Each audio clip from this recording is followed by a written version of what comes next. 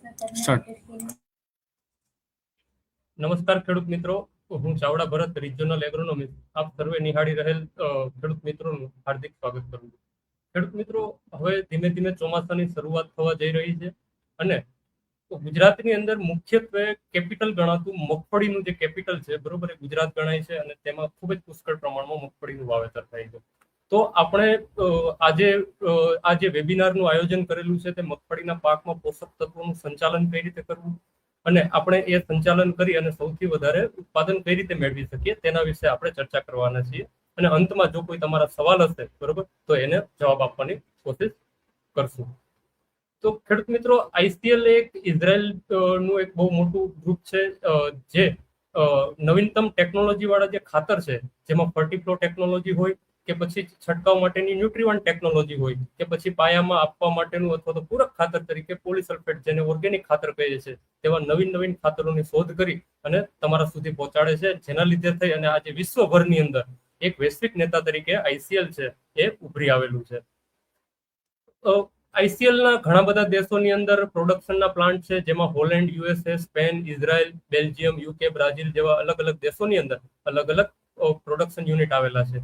હવે જેમ આપણા government made in India fertiliser અથવા તો મેડ ઇન ઇન્ડિયાને વધારે પ્રભુત્વ આપે છે, વધારે પ્રોત્સાહન આપે છે, તેને ધ્યાનમાં રાખી અને ખેડૂતોની જે જરૂરિયાતો છે તેને ધ્યાનમાં રાખી અને મહારાષ્ટ્રના સુપા એમઆઈડીસી ની અંદર ગઈ 5 તારીખે પ્લાન્ટનું ઉદ્ઘાટન કરેલું છે.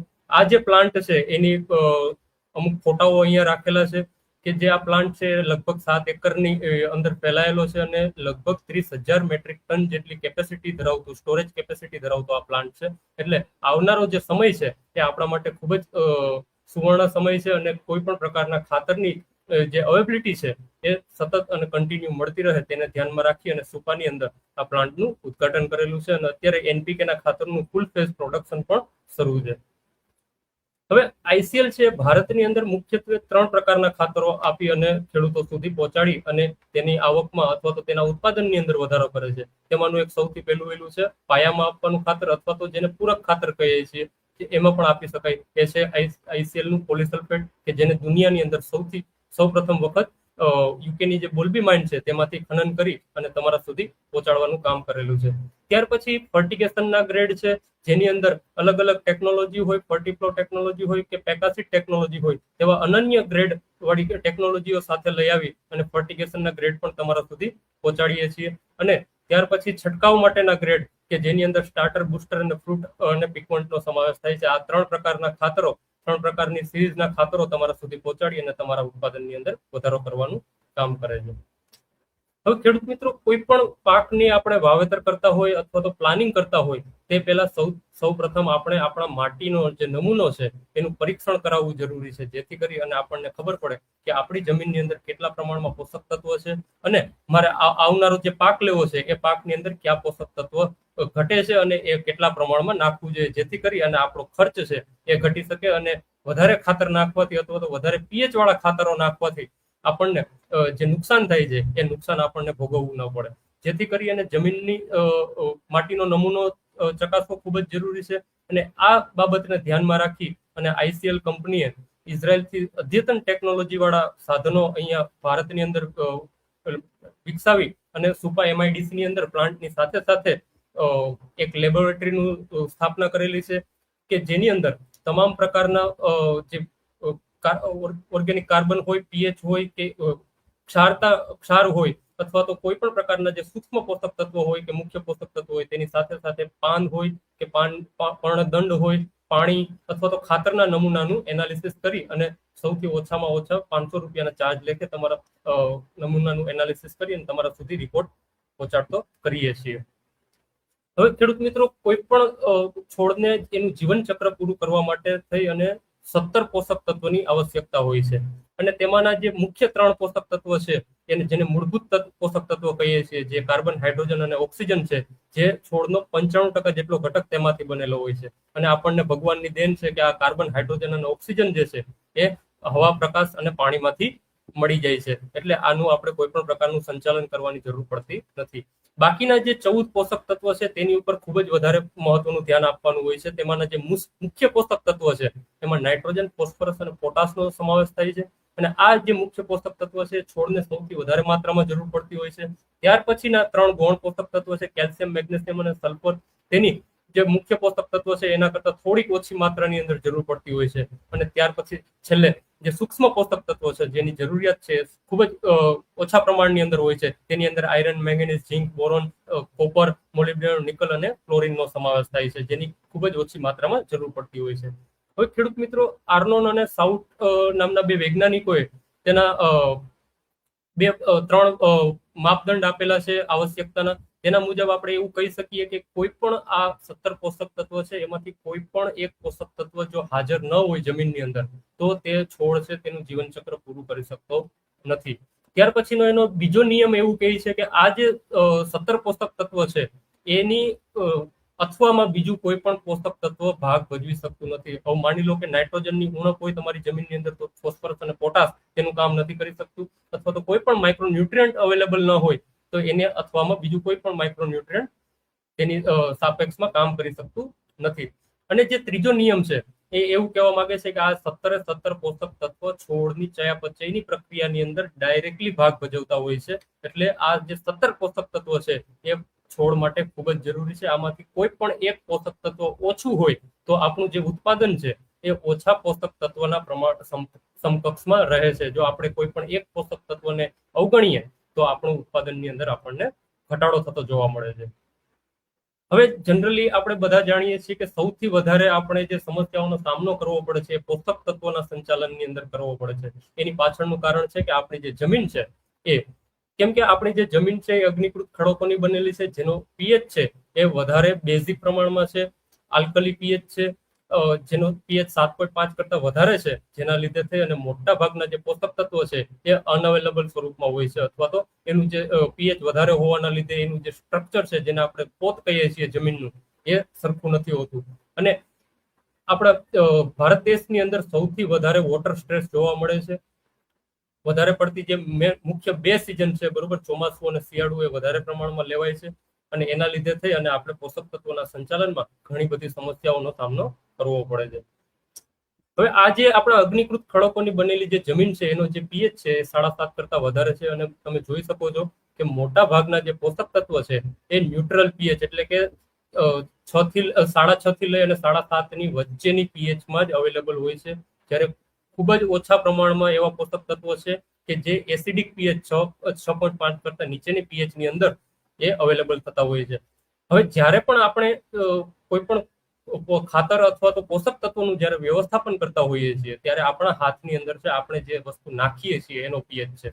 તો જેથી કરી અને આપણે ઓછી પીએચ વાળા ખાતરોનો ઉપયોગ કરીએ કે જ્યારે વધારે પીએચ વાળી જમીનની અંદર એ ખાતર નાખવામાં આવે ત્યારે આપણને સારામાં સારી ન્યુટ્રિયન્ટ યુઝ એફિશિયન્સી જોવા મળે. હવે મગફળીના પાકની અંદર પોષક તત્વોનું સંચાલન કઈ રીતે કરી શકીએ? તો એક મગફળી નો પાક છે એ ભારતની અંદર સૌથી વધારે ગુજરાતની અંદર વાવવામાં આવે છે.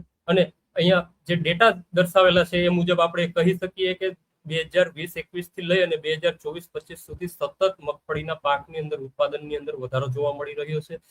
એનું પાછળનું કારણ છે કે ખેડૂતો પ્રત્યે ક્યાંક ને ક્યાંક જાગૃતતા આવી છે અને ખેડૂતો ક્યાંક ને ક્યાંક પોષક તત્વોનું જે વ્યવસ્થાપન છે એ ખૂબ જ સારી રીતે કરી રહ્યા છીએ.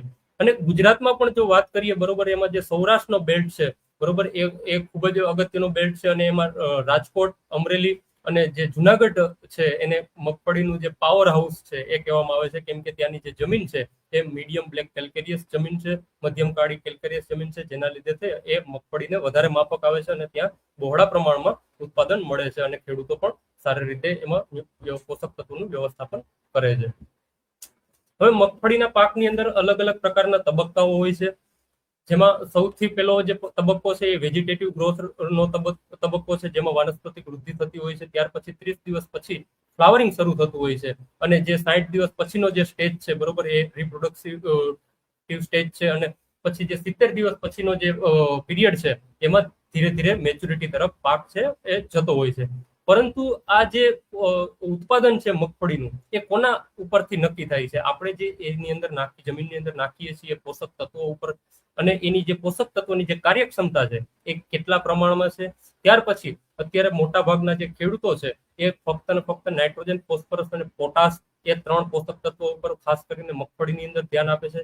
તેમાં કેલ્શિયમ અને સલ્ફરને અવગણતા હોય છે, એટલે કેલ્શિયમ અને સલ્ફરની ઉપલબ્ધતા કેટલી છે તેના ઉપર આ ઉત્પાદન આધાર રાખે છે. અને સાથે સાથે મગફળીના પાકની અંદર સૂક્ષ્મ પોષક તત્વો, એમાં ખાસ કરીને બોરોન, એનો ઉપયોગ કરવો ખૂબ જ આવશ્યક છે. એના લીધે થઈ અને ક્યાંક ને ક્યાંક આપણે ઉત્પાદનની અંદર ઓછો ઉત્પાદન મળતું હોય છે, અથવા તો તેની અંદર આપણે ક્યાંક ને ક્યાંક પડકારનો સામનો કરવો પડે છે. હવે જ્યાં મગફળી છે એની અંદર અલગ અલગ સ્ટેજ ઉપર અલગ અલગ પોષક તત્વોની જરૂરિયાત રહેતી હોય છે. એમાં જે શરૂઆતના જે 30 દિવસ છે એમાં વાનસ્પતિક વૃદ્ધિ અને શાખીય વૃદ્ધિ થતી હોય છે, એટલા માટે એમાં નાઇટ્રોજન અને ફોસ્ફરસની સૌથી વધારે જરૂર હોય છે. ત્યાર પછીના જે 30 થી 60 દિવસ છે જેમાં ફ્લાવરિંગ, ફૂલ અવસ્થાથી લઈ અને સૂયા બેસવાની અવસ્થા આવતી હોય છે, તો એમાં ખાસ કરીને સલ્ફર, કેલ્શિયમ અને બોરોન, આ 3 પોષક તત્વ છે ખૂબ જ અગત્યના છે. જો આ અવસ્થાએ આ 3 પોષક તત્વ આપવામાં ન આવે તો આપણું જે ઉત્પાદન છે 20 થી 25% જેટલું ઓછું ઉત્પાદન મળે તેવી સંભાવના વધારે પડતી બનતી હોય છે. ત્યાર પછી જે 60 થી 90 દિવસનો સમય છે કે જેમાં એ મેચ્યુરિટી તરફ જતો હોય છે પાક, બરોબર, તેમાં પોટેશિયમ, મેગ્નેશિયમ અને કેલ્શિયમ, આ ખાસ 3 પોષક તત્વોની જરૂર હોય છે. જ્યારે 90 દિવસથી 90 થી 120 દિવસનો જે સમયગાળો છે તેમાં પોટેશિયમ અને સલ્ફરની ખૂબ જ અગત્યની આવશ્યકતા હોય છે. તો આ પ્રમાણે આપણે પોષક તત્વોનું વ્યવસ્થાપન કરી શકીએ છીએ. હવે મગફળીના પાકની અંદર સૌથી અગત્યના 6 પોષક તત્વો છે. તેમાંનું જે સૌથી પહેલું છે એ નાઇટ્રોજન છે. નાઇટ્રોજન છે શરૂઆતની જે વૃદ્ધિ છે તેમાં ખૂબ જ અગત્યનો ભાગ ભજવે છે, અને હરિતદ્રવ્ય છે, જે લીલું હરિતદ્રવ્ય છે તેના નિર્માણની અંદર નાઇટ્રોજન અને મેગ્નેશિયમ ખાસ કામ કરે છે. અને નાઇટ્રોજનના લીધે આપણે શાખીય વૃદ્ધિ જોવા મળતી હોય છે. હવે ક્યારેક ખેડૂત મિત્રો વધારે પડતો નાઇટ્રોજનનો ઉપયોગ કરે છે, જેના લીધે થઈને વાનસ્પતિક વૃદ્ધિ છે એ વધારે થઈ જતી હોય છે અને ઉપજની અંદર, બરોબર, ખૂબ જ ઓછી ઉપજ મળતી હોય છે. ત્યાર પછી જે બીજું પોષક તત્વ છે એ ફોસ્ફરસ છે. ફોસ્ફરસ આપણે બધા જાણીએ છીએ કે મૂળના વિકાસ માટે ખૂબ જ અગત્યનું છે, અને જ્યારે આપણે વહેલા ફૂલની જ્યારે જરૂર હોય ત્યારે ફોસ્ફરસ, જ્યારે સારામાં સારો ફોસ્ફરસ એની અંદર અવેલેબલ હોય ત્યારે એની ફૂલ અવસ્થા છે એ પણ જલ્દી આવતી હોય છે.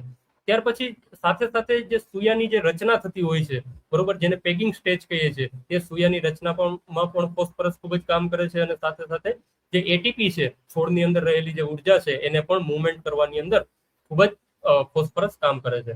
ત્યાર પછીનું જે ત્રીજું મુખ્ય પોષક તત્વ છે એ પોટાશ છે. પોટાશ છે કોઈ પણ છોડની અંદર પાણીનું નિયમન કરતું હોય છે, અને છોડની જે રોગ પ્રતિકારક શક્તિ છે એને જાળવી રાખવામાં ખૂબ જ અગત્યનો ભાગ ભજવે છે. અને જ્યારે પરિપક્વથી આગળની અવસ્થા જાય છે, બરોબર, ત્યારે પોટાશ છે એ બીજની જે ગુણવત્તા છે એને જાળવી રાખવામાં પણ ખૂબ જ અગત્યનો ભાગ ભજવે છે. ત્યાર પછીના જે 3 પોષક તત્વ છે, કેલ્શિયમ, સલ્ફર અને બોરોન, જેને મગફળીના પાકનો રાજા કહેવામાં આવે છે, પરંતુ ક્યાંક ને ક્યાંક આપણે આ 3 પોષક તત્વ છે એની અંદર ભૂલ કરીએ છીએ. એમાંનું જે સૌથી અગત્યનું છે એ કેલ્શિયમ છે, કે જ્યારે પણ ડોડવા જમીનની અંદર બેસી ગયા હોય, પેકિંગ સ્ટેજ જ્યારે સૂયા અંદર બેસી ગયા હોય, ત્યારે ડોડવામાંથી સીધું કેલ્શિયમ છે એનું શોષણ થતું હોય છે. મગફળીના પાકની અંદર મૂળ દ્વારા કેલ્શિયમ જેટલું શોષણ થાય છે એના કરતા પણ વધારે ડોડવા સ્વરૂપે શોષણ થતું હોય છે. એટલા માટે કેલ્શિયમ ખૂબ જ અગત્યનું છે. જ્યારે પણ 45 થી 60 દિવસનો આપણો છોડ થઈ જાય ત્યારે કેલ્શિયમ આપવું ખૂબ જ અગત્યનું છે.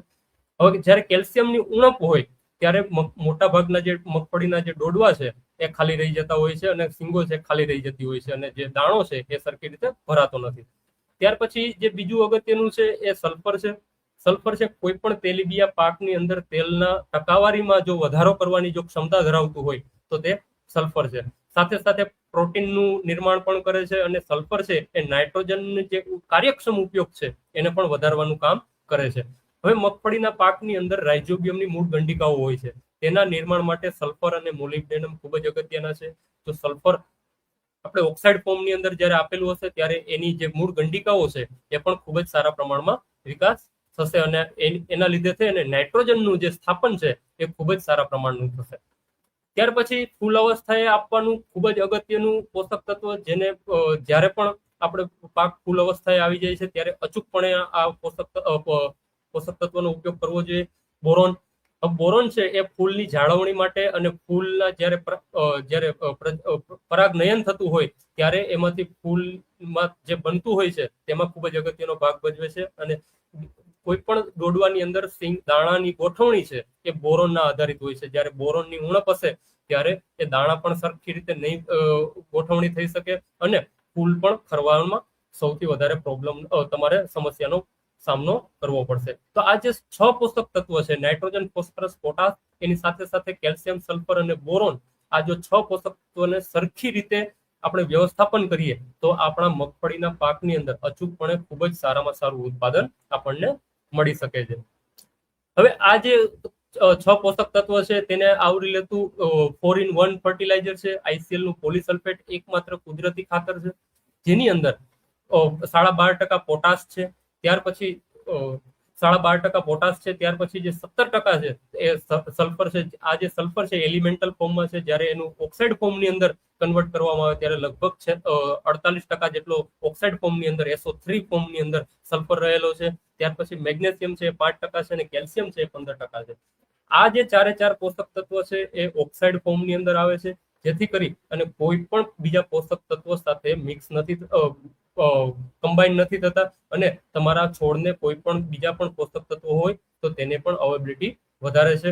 અને જ્યારે પણ જમીનની અંદર આ નાખવામાં આવે છે ત્યારે એમાં રહેલો જે ઓક્સિજન છે એ છૂટો પડી અને સૂક્ષ્મ જીવાણુઓને મળે છે અને જે પોષક તત્વ છે એ ડાયરેક્ટ મૂળ ગંડિકાઓ મારફતે અથવા તો જે મૂળનો જે ટોચનો ભાગ છે એ મારફતે પાણી દ્વારા તાત્કાલિક સ્વરૂપે છોડ દ્વારા શોષાઈ જાય છે. આ જે ખાતર છે એ એકદમ ક્લોરીન ફ્રી આવે છે, ક્લોરાઇડ ફ્રી આવે છે. ઉપરથી આ ખાતરનો જે ક્ષારતા નિર્દેશાંક છે એ ખૂબ જ ઓછો છે, જે કાર્બનનું ઉત્સર્જન છે એ પણ ખૂબ જ ઓછું કરે છે. તો આ જે ખાતર છે એ પાવડર ફોર્મ અને દાણાદાર બંને ફોર્મની અંદર આવે છે. જે પાવડર ફોર્મની અંદર આવે છે એને પોલીસલ્ફેટ સ્ટાન્ડર્ડ કહીએ છીએ અને જે દાણાદાર ફોર્મની અંદર આવે છે એને પોલીસલ્ફેટ પ્રીમિયમ કહીએ છીએ. એક જ દાણાની અંદર 4 પોષક તત્વ આવરી લેતું એકમાત્ર પાયાનું અને પૂરક ખાતર તરીકે ઉપલબ્ધ હોય, બરોબર, તો તે ICL નું પોલીસલ્ફેટ છે કે જેની અંદર મગફળીના પાક માટે થઈના અગત્યના 3 પોષક તત્વો કે જે સલ્ફર, કેલ્શિયમ અને પોટાશ છે એને પણ આવરી લે છે અને સાથે સાથે મેગ્નેશિયમને પણ આવરી લે છે. હવે આ પોલીસલ્ફેટ છે મગફળીના પાક માટે શું કામ એટલું યોગ્ય છે? કેમ કે આ જે 4 પોષક તત્વ છે ધીમે ધીમે સમય અનુસાર તમારા મગફળીના પાકને મળી રહે છે. આમાં રહેલો જે કેલ્શિયમ અને સલ્ફર છે એ જ્યારે પણ જરૂર હશે ત્યારે તમારા મગફળીના પાકને નિયંત્રિત રૂપે મળતો રહે છે. ત્યાર પછી આ ખાતર ઓક્સાઇડ ફોર્મમાં હોવાના લીધે આ જે ખાતર છે એ નીચે પાણી દ્વારા નીચે લીચિંગ લોસ પણ નથી થતો અથવા તો ધોવાઈ પણ નથી જતું અને સાથે સાથે ઓક્સાઇડ ફોર્મમાં હોવાના લીધે બીજા પણ કોઈ પણ પોષક તત્વો હોય તેની કાર્યક્ષમતામાં પણ વધારો કરવાનું આ ખાતર કામ કરે છે.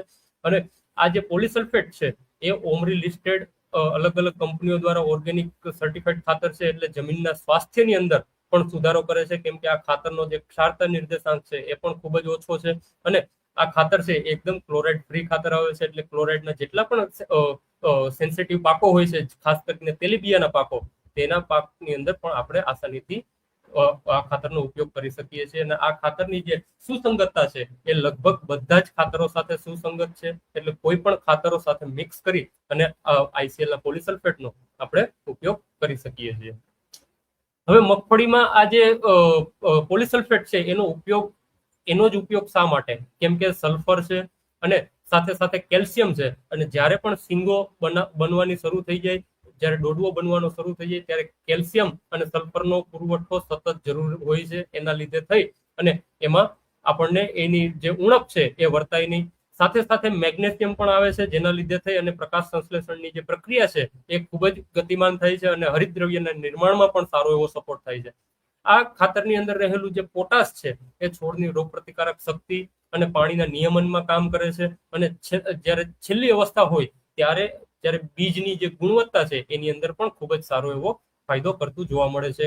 આ ખાતરનો ક્ષારતા નિર્દેશાંક પણ ઓછો છે અને સલ્ફર હોવાના લીધે આની જે તેલની ટકાવારી છે એ જનરલી 50% આસપાસ આપણે મગફળીના પાકની અંદર લઈ શકીએ છીએ.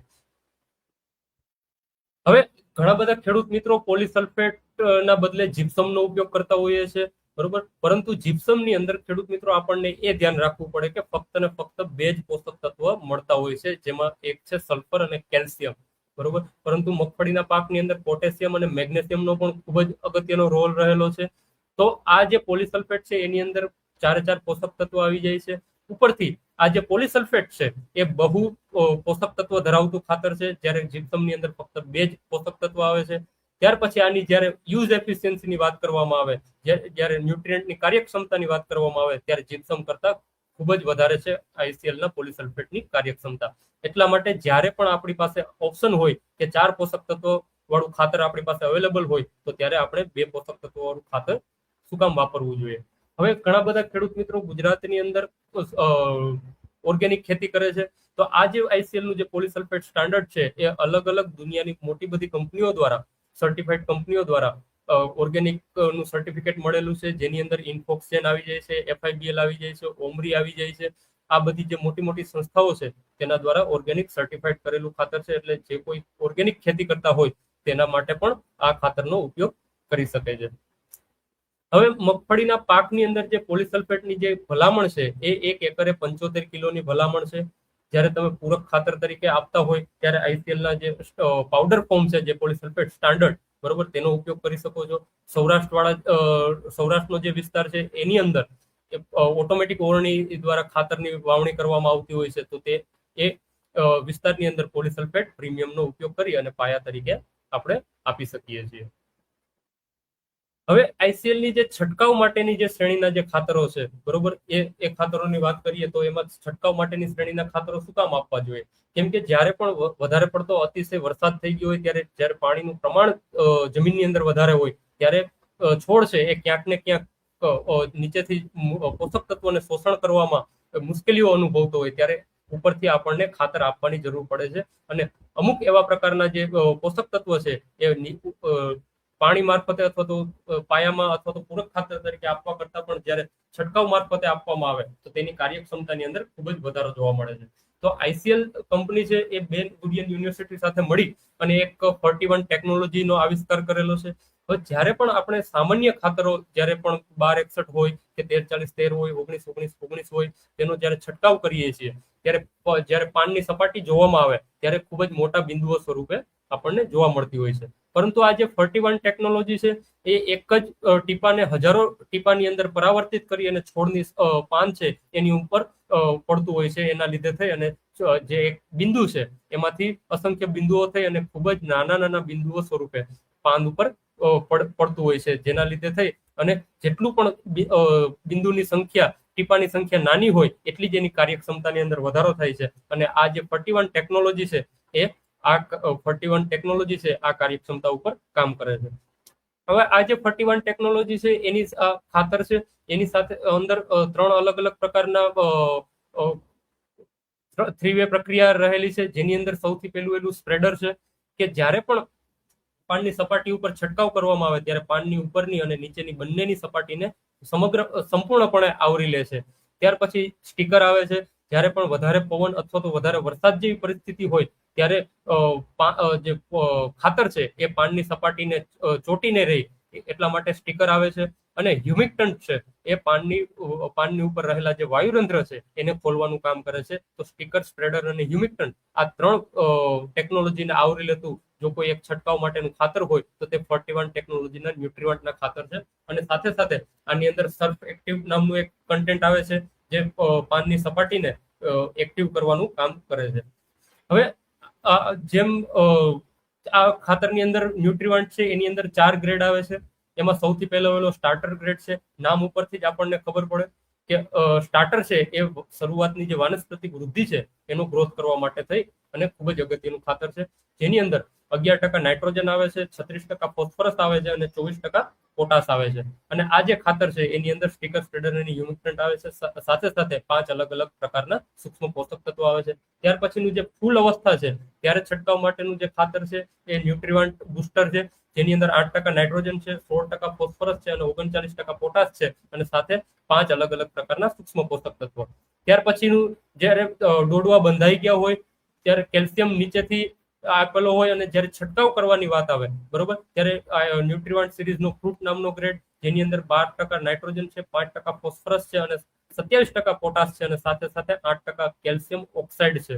આ જે કેલ્શિયમ ઓક્સાઇડ છે એના લીધે થઈ અને એની જે કાર્યક્ષમતા છે એની અંદર પણ ખૂબ જ વધારે જોવા મળે છે. અને આ જે કેલ્શિયમ ઓક્સાઇડ છે એ ફૂડ ગ્રેડ ફોસ્ફરસ હોવાના લીધે ફોસ્ફરસની સાથે સુસંગત છે. એમાં જે આ પેલા 3 ખાતર છે, સ્ટાર્ટર, બુસ્ટર અને ફ્રૂટ, એ ખાતર સ્ટીકર, સ્પ્રેડર અને હ્યુમિક્ટન્ટ સાથે આવે છે અને સાથે સાથે 5 અલગ અલગ સૂક્ષ્મ પોષક તત્વો સાથે આવે છે. ત્યાર પછીનું જે છેલ્લું ખાતર છે ન્યુટ્રીવન્ટનું પીકવન્ટ, 049-32 જ્યારે પણ એક સરખી પરિપક્વતાની જ્યારે જરૂર હોય અથવા તો જ્યારે શરૂઆતના સ્ટેજની અંદર વાનસ્પતિક વૃદ્ધિ વધારે હોય અને આપણને ફૂલ વધારે જોતા હોય અને વાનસ્પતિક વૃદ્ધિ ન જોતી હોય ત્યારે ઉપયોગ કરવા માટેનો આ ગ્રેડ છે ICL નું ન્યુટ્રીવન્ટ સિરીઝનું પીક1, જેની અંદર 49% ફોસ્ફરસ છે અને 32% પોટાશ છે. આ ગ્રેડની અંદર સૂક્ષ્મ પોષક તત્વો નથી, પરંતુ સ્ટીકર સ્પ્રેડર અને હ્યુમિક્ટન્ટ ત્રણ વસ્તુ આવેલી છે. હવે આ હમણાં જેમ વાત કરીએ એમ જ્યારે સ્ટાર્ટર છે એ વાનસ્પતિક વૃદ્ધિ સમય આપવાનું ખાતર છે, જ્યારે બુસ્ટર છે એ ફૂલ અવસ્થાએ આપવાનું ખાતર છે, જ્યારે જે ફ્રૂટ છે એ જ્યારે ડોડવા બંધાઈ જતા હોય બરોબર ત્યારે આપવાનું ખાતર છે, અને જ્યારે પીક1 છે એ જ્યારે એક સરખી પરિપક્વતા જોતી હોય ત્યારે આપવાનું ખાતર છે. આ ખાતરનો તમે એકરે 1 કિલોનું માપ રાખી અને કોઈ પણ પાકની અંદર અને ખાસ કરીને મગફળીના પાકની અંદર તમે સ્પ્રે કરી શકો છો. સાથે સાથે આ જે ખાતર છે એ કોઈ પણ બીજા કોઈ પણ દવાઓ સાથે ફક્ત ને ફક્ત જે એલ્યુમિનિયમ બેઝ જે દવાઓ છે બરોબર એની સાથે અથવા તો કોપર બેઝ જે દવાઓ છે ફંજીસાઇડ છે એની સાથે મિક્સ કરી અને સેલ નથી કરી શકતા, સ્પ્રે નથી કરી શકતા.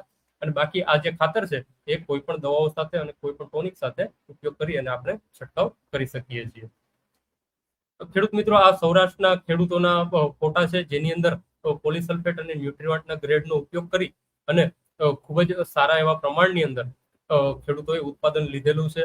અને મારા મત મુજબ આ જે સમય છે એ સમયની અંદર ફક્ત ને ફક્ત નાઇટ્રોજન, ફોસ્ફરસ અને પોટાશ એ 3 પોષક તત્વો ઉપર ધ્યાન આપવા કરતા આવનારા જે 10 વર્ષ છે એની અંદર કેલ્શિયમ, સલ્ફર, મેગ્નેશિયમ અને બોરોન જો આ 4 પોષક તત્વો ઉપર પણ ધ્યાન આપવામાં આવશે તો જ એક ખેડૂતનું જે ઉત્પાદન છે એ વધશે. સાથે સાથે એની ઓઇલની જે ટકાવારી છે એની અંદર પણ સારો એવો વધારો થશે અને જેના લીધે થઈ એનો જે પ્રોફિટ છે એ વધશે. જેથી કરી અને આ જે 6 પોષક તત્વો છે એનો સરખી રીતે ઉપયોગ કરવો ખૂબ જ અગત્યનો છે અને ખૂબ જ આવશ્યક છે. ખેડૂત મિત્રો, મને એવું લાગે છે કે એટલું કેવું યોગ્ય છે, અને જો તમારા કોઈ પ્રશ્ન હોય બરોબર તો તમે કોમેન્ટ બોક્સની અંદર જણાવી શકો છો.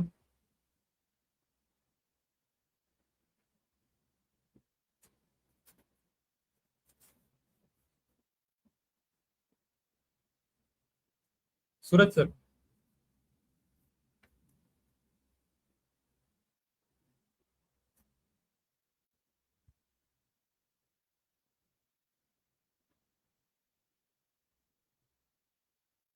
सूरज सर, हाँ कोई क्वेश्चन? नहीं सर, आज कोई क्वेश्चन आया नहीं है, लेकिन अगर कोई फार्मर का क्वेश्चन आता है तो डेफिनेटली हम आप तक पहुंचा देंगे उसको. ठीक है. તો ખેડૂત મિત્રો, આશા રાખીએ છીએ કે આ જે વેબિનાર છે એ તમારા માટે ખૂબ જ ફાયદાકારક રહેશે અને આવનારી જે સિઝન છે બરોબર એમાં પોષક તત્વોનું સરખી રીતે વ્યવસ્થાપન કરી અને સારામાં સારું ઉત્પાદન તમે મેળવી શકશો. અને જો કોઈ ખેડૂત મિત્રોને મગફળી માટેનું જો શેડ્યુલ જોતું હોય બરોબર તો અમારા જે ટોલ ફ્રી નંબર છે એના ઉપર તમે મેસેજ કરી શકો છો અથવા તો કોમેન્ટની અંદર તમે મેસેજ કરી શકો છો. અમે તમને શેડ્યુલ પણ પ્રોવાઈડ કરશું. તો મને એવું લાગે છે કે એટલું કેવું યોગ્ય છે. અને આ જે ખેડૂત મિત્રો અહીંયા જોડાયેલા છે અને સમય કાઢી અને આ માહિતી માટે જોડાયેલા છે તેમનો ખૂબ ખૂબ ધન્યવાદ. एक क्वेश्चन आया है सर, 1 मिनट क्वेश्चन ले लेता हूँ.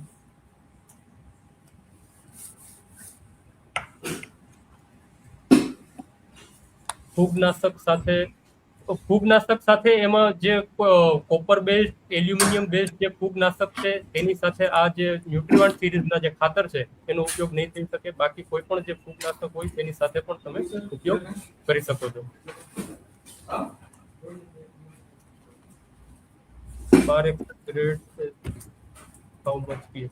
1261 ની જે પીએચ છે એ 4.5 કરતા ઉપર રહેતી હોય છે જનરલી, પરંતુ આ જે 31 ટેકનોલોજીના જે ગ્રેડ છે બરોબર એની જે પીએચ છે એ જનરલી 4.5 ની આસપાસ અથવા 4.5 ની નીચે રહેતી હોય છે, જેના લીધે થઈ અને કોઈ પણ પાકની અંદર તેની અવેબિલિટી વધતી હોય છે.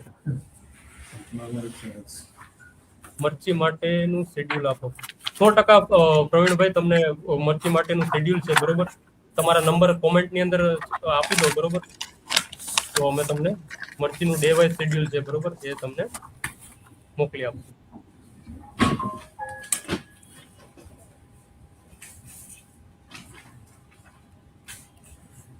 ओके सर, आज के जो क्वेश्चंस थे वो तो क्लियर हो गए।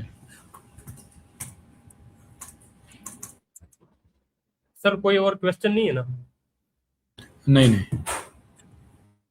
ઠીક છે સર, તો આશા રાખીએ છીએ કે ખેડૂત મિત્રો તમારા માટે આ જે વેબિનાર છે એ ખૂબ જ માહિતીપૂર્ણ અને યોગ્ય રહ્યો હોય. અને જો કોઈ પણ તમારા પ્રશ્ન હોય તો કોમેન્ટ બોક્સની અંદર તમે કરી શકો છો. અને પ્રવીણભાઈ તમને सूरज सर ये नंबर आ गया है. ઓકે પ્રવીણભાઈ, અમે તમને શેડ્યુલ થોડી વારની અંદર જ વોટ્સઅપ કરી દેશું. Thank you sir. Okay thank you sir.